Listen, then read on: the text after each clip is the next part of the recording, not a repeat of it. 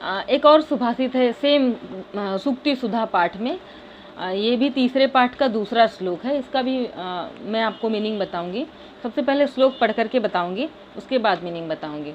तो विद्या नाम नरस्य रूपमधिकं प्रच्छन्न गुप्तं धनं विद्या भोगकरी यशः सुखकरी विद्या गुरूणां गुरु विद्या बंधुजनो विदेश गमने विद्या परम दैवतम विद्या राजसु पूज्यते न तु धनम विद्या विहीनः पशु।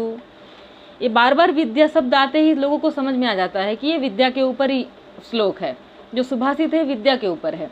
इसमें विद्या का महत्व बताया गया है। शॉर्ट में बोलेंगे तो जो है एक ज्ञानी व्यक्ति कैसे ज्ञानी व्यक्ति कहाँ पर फल मिलता है उसको, और कैसे वो खुश रहता है, और क्या क्या उसको चीज़ें मिलती है, इसमें वही बताया गया है। बहुत ही सरल है। और ये जो सुभाषित है ये भर्तृहरि ने अपने नीति शतकम में लिखा है, उनका ही ये श्लोक है। बहुत अच्छा सुभाषित इसको कह सकते हैं। विद्या नाम नरस्य रूपमधिकम, मतलब जो विद्या है वो इंसान का विशिष्ट रूप है। एक होता है सामान्य रूप, एक होता है विशिष्ट रूप। तो ये विद्या विशिष्ट रूप है। और प्रच्छन्न गुप्तम धनम, ये अत्यंत ही गुप्त धन है। ये जो अत्यंत गुप्त धन है सबके पास नहीं रहता है, बहुत कम लोगों के पास रहता है। अत्यंत गुप्त धन इसको कहते हैं। और विद्या भोग करी यशः सुख करी, मतलब ये जो विद्या है ये भोग करी है, इसको भोग देने वाली कह सकते हैं। मतलब ये भोगदात्री है और यश दात्री है, यश भी देती है। विद्या के माध्यम से हमें यश मिलता है। मान लो हमें कुछ आता है, हमने किसी को बताया, हमने पढ़ाया लिखाया, या हम कहीं पर जाके बहुत विशिष्ट व्याख्यान दे दिए, तो उससे हमारा यश बढ़ता है। तो विद्या जो है यश भी देती है, भोग भी देती है और सुख भी देती है, सुखदात्री। इन सब चीज़ों के बाद हमें सुख मिलता है। और मान लो बहुत पढ़े लिखे लोग बहुत धन अर्जन करते हैं, तो वो भी धन भी सुख लाने में, सुख देने में बहुत महत्व रखता है। तो इसलिए हम विद्या सुखदात्री भी कह सकते हैं कि विद्या जो है सुखदात्री है। और उसके बाद है विद्या गुरूणाम गुरु। ये जो विद्या है ये गुरुओं के भी गुरु है। विद्या को हम गुरुओं के गुरु भी कहते हैं। ये जो है सबसे बड़ा गुरु है विद्या। विद्या बंधुजनो विदेश गमने, विद्या जो है विदेश में हमारे भाई के समान है। जैसे विदेश में ये भाई बंधुवत काम करते हैं, जैसे हमारा कोई भाई विदेश में हो, वैसे अगर हम विद्यावान हैं, हम पढ़े लिखे हैं, हम नॉलेजेबल हैं, तो वहाँ पर हमें एकदम भाई के जैसा है। विद्या विदेश में बंधु का काम करता है। विद्या बंधुजनो विदेश गमने विद्या परम दैवतम, ये जो है विदेश में बंधु है और सबसे बड़ी देवता है। इससे बड़ा कोई भगवान नहीं आज तक। सब परम दैवतम, सबसे बड़ा भगवान जो है विद्या है। और विद्या राजसु पूज्यते न तु धनम, विद्या जो है राजाओं में पूजित होती हैं। सभी जगह पर विद्या की पूजा होती है। जो राजा महाराजा गरीब हम जैसे सामान्य सब विद्या की पूजा करते हैं। न तु धनम, धन की पूजा कोई नहीं करता। इसीलिए कहा गया है अंतिम में कि विद्या विहीनः पशु, मतलब जो विद्या से विहीन है, जिसके विहीन मतलब नहीं होना, जिसके पास विद्या नहीं है, जो नॉलेजेबल नहीं है, जिसके पास ज्ञान नहीं है, उसको हम पशु की संज्ञा देते हैं। मतलब जो एक पशु के समान है, बस खा रहे हैं और अपना नित्य क्रिया कर रहे हैं, बस बाकी कुछ भी नहीं। इसमें ये श्लोक में विद्या का महत्व बताया गया, बाकी कुछ भी नहीं है, बस विद्या का कितना महत्व है। इसलिए हमें ज्ञान अर्जन करना है। पहले हम ज्ञान अर्जन करेंगे, फिर धन अर्जन करेंगे। सबसे पहले इसका यही मतलब है कि सब कुछ छोड़ करके विद्या पे अधिकार करो, विद्या अर्जन करो, ज्ञान अर्जन करो, पढ़ो, अच्छी तरह पढ़ो।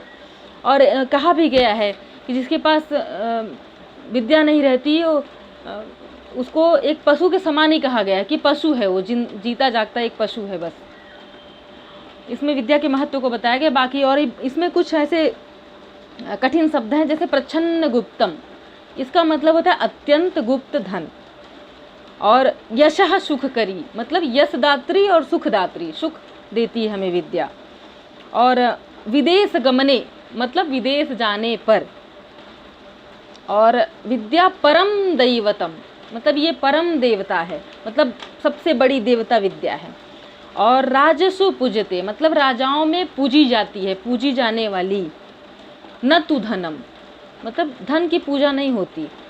और विद्या विहीनः पशु, मतलब जिसके पास विद्या नहीं है, विद्या से विहीन नर जो होते हैं वो पशुवत हैं, इसका यही अर्थ है।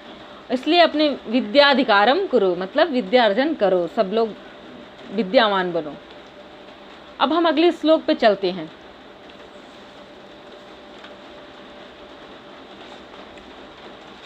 अगला श्लोक ये भी भर्तृहरि ने नीति शतकम में ही बताया है। ये भी 4 लाइन के हैं और बहुत अच्छा श्लोक है। इसमें इसका मीनिंग बहुत शॉर्ट में समझ लेंगे हम, क्योंकि ये जो है बड़े लेवल का है, थोड़े बड़े होने पर समझ में आता है। जब बच्चे बड़े हो जाते हैं, 16-17 साल के ऊपर हो जाते हैं, तो उनको अपने आप ये सब चीज़ें समझने लगती हैं। दुनिया देखते देखते, लोगों को देखते देखते चीज़ें अपने आप समझ में आती। तो सबसे पहले मैं आपको पढ़ के बताऊंगी। भर्तृहरि ने नीति शतकम में बताया है, ये धीर व्यक्ति के बारे में, जो धैर्यवान होते हैं उनके बारे में है। तो कहा गया है, निंदन्तु नीति निपुणाः यदि वास्तुवन्तु लक्ष्मी समाविशतु गच्छतु वा यथेष्टम् अद्यैव वा मरणमस्तु युगान्तरे वा न्यायात् पथः प्रविचलन्ति पदं न धीराः न्यायात् पथः प्रविचलन्ति न पदम न धीराः।